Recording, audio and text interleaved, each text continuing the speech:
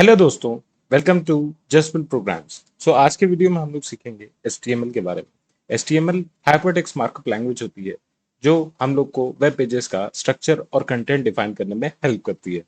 तो आज हम लोग साथ में सीखेंगे basic structure of HTML documents, what are the tags and elements, what are the types of tags, and we'll learn more about the head section. So let's proceed.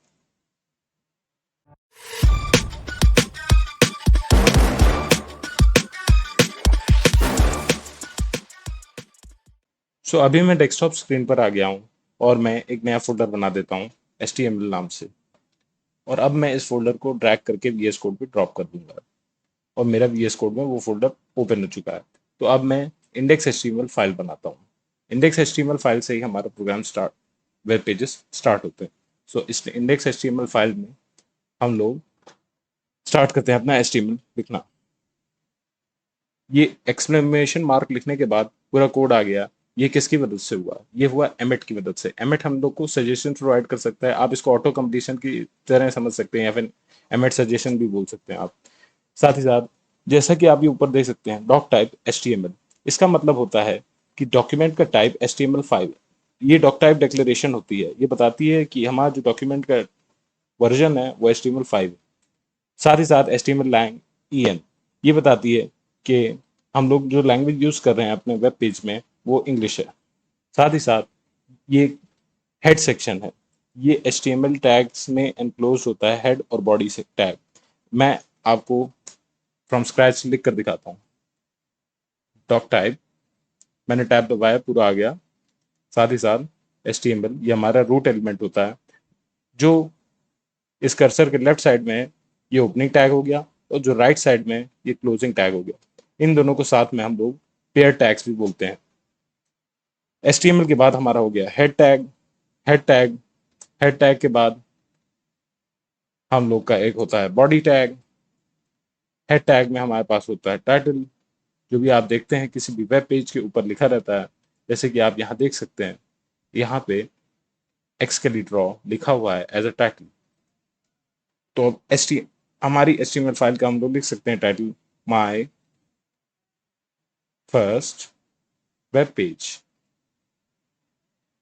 साथ ही साथ आप देख सकते हैं बॉडी सेक्शन खाली खाली है। और अब आप लाइव सर्वर की मदद से देख सकते हैं इस पेज को। देखिए, इसके टाइटल में भी माय फर्स्ट वेब पेज लिखा हुआ है। अब मैं आपको डिटेल में बताता हूँ बॉलर प्लेट कोड को। जैसा कि ये मेटा टैग आप देख सकते हैं, इसमें लिखा है UTF-8। ये बताता है कैरेक्टर सेट एनकोडिंग को।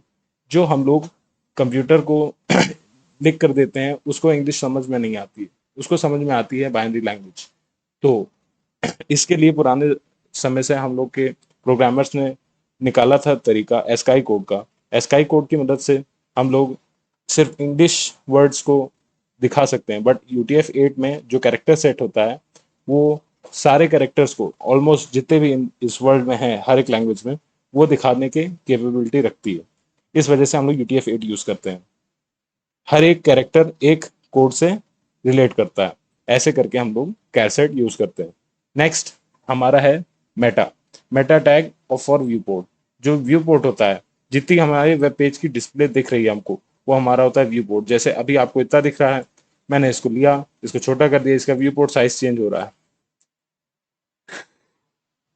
साथ में अब आप देख सकते हैं इसमें दिया हुआ width is set to device width, और साथ में इनिशियल स्केल, कितना जूमिंग फैक्टर होना चाहिए स्टार्ट में।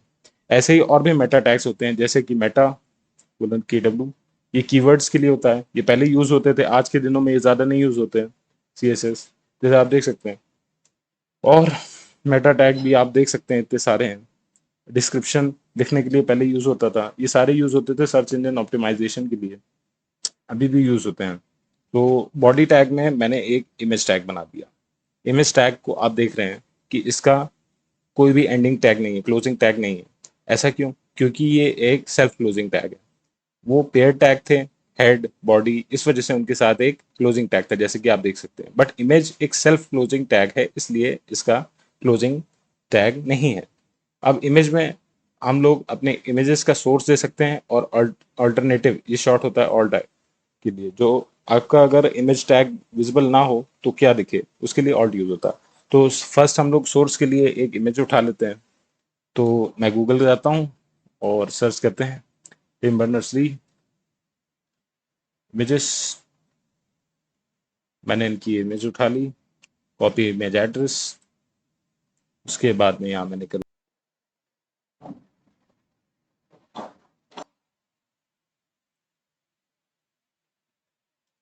इमेज पेस्ट हो गई है।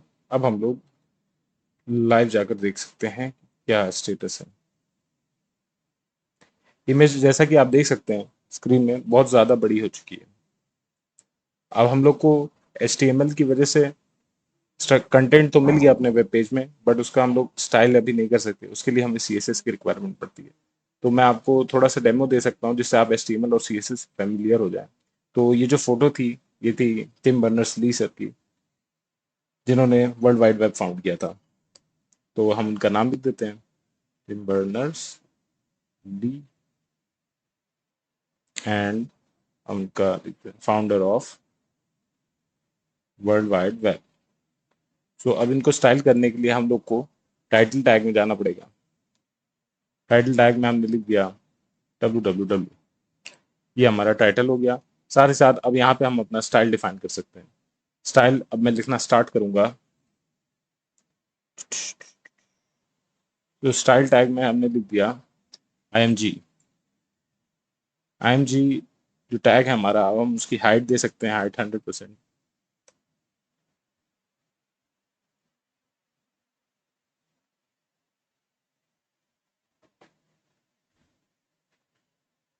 Height 100%, 100 pixel. विथ विथ भी 100 पिक्सल दे देते हैं, बट उससे हमारी इमेज डिस्टॉर्ट हो सकती है। ये आप देख सकते हैं, देखिए वाइड हो गई।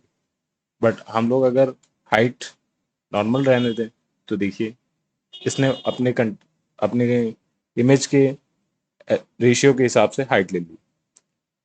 विड्थ देने के बाद अब मुझे ये थोड़ा अच्छा नहीं लग रहा है कि इसके शार्प एजेस हैं, मैं इनको राउंडेड करना चाहता हूँ। तो मैंने दे दिया बॉर्डर रेडियस, मैंने दिया 10 पिक्सल। तो ये देखिए कर्व हो गया, जैसा कि आप देख सकते हैं।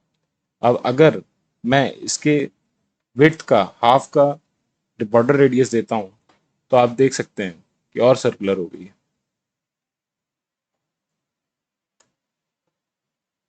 और अगर मैं उसको 50% कर दूं तो ओवल शेप हो गया। ऐसे आप स्टाइल कर सकते हैं। साथ ही साथ अब आगे बढ़ते हैं। मैं चाहता हूं कि ये टेक्स्ट इसके राइट साइड आ जाए। इसके लिए मैंने दे दिया फ्लोट लेफ्ट। ये लेफ्ट साइड आ चुका है, बट इनके बीच में स्पेसिंग बहुत कम है। मुझे और स्पेसेस चाहिए, इसलिए मैं मार्जिन दे देता हूँ। Margin right 20 pixel. देख सकते हैं स्पेस क्रिएट हो चुकी है। तो इस तरीके से आप देख सकते हैं कि HTML और CSS का यूज होता है। सो आज की वीडियो में बस इतना ही। मिलते हैं नेक्स्ट टाइम। Thank you.